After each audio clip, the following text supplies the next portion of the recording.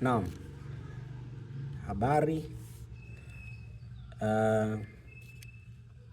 Moja ya sifa za kuwa fundi ujenzi ni kuvitambua vifaa vya ujenzi, na kifaa mojawapo cha ujenzi ambacho nimekishika ambacho ni cha muhimu sana katika fani ya ujenzi ni kifaa hichi hapa kama unavyokiona.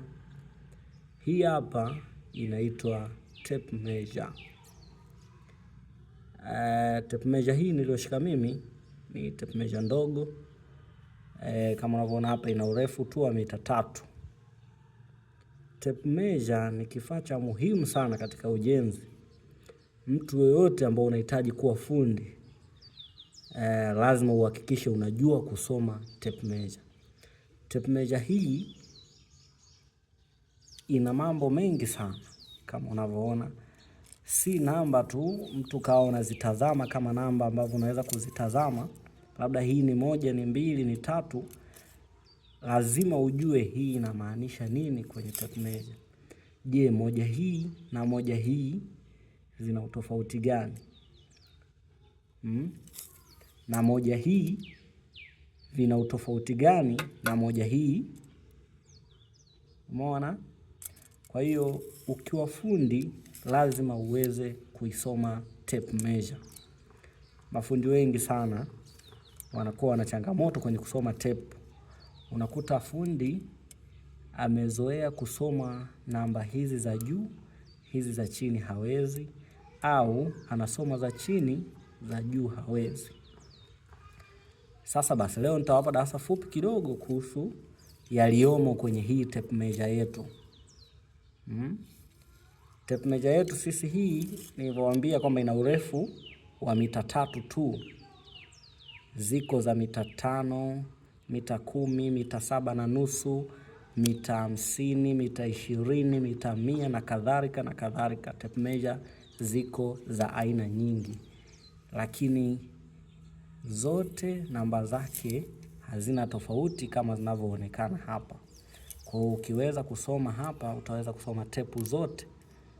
Tepu ya aina yoyote ile utaweza kuisoma, ikiwa ni tepu ya kupima urefu au saizi ya umbali wa kitu chochote.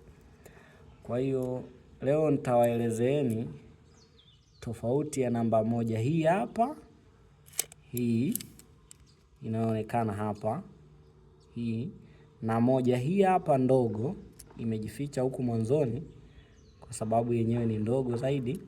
Halafu na 1 hii hapa, tofauti yake ni nini?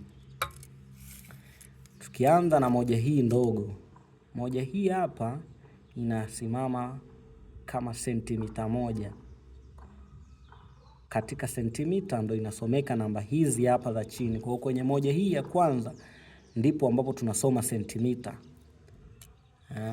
Kwenye 1 hii ambayo iko mbele hapa inaonekana kidogo imesogea, hii ni inchi. Ukisikia mtu anasema inchi 1, inchi 2, basi ukubwa huu hapa ni inchi 1.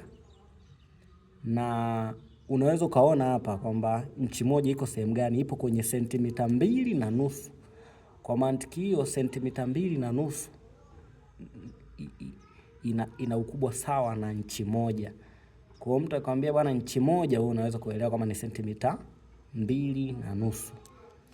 Halafu nilisema nitawaelezea na 1 hii hapa, hii 1 yenye F hapa pembeni. Hii F inasimama badala ya neno feet.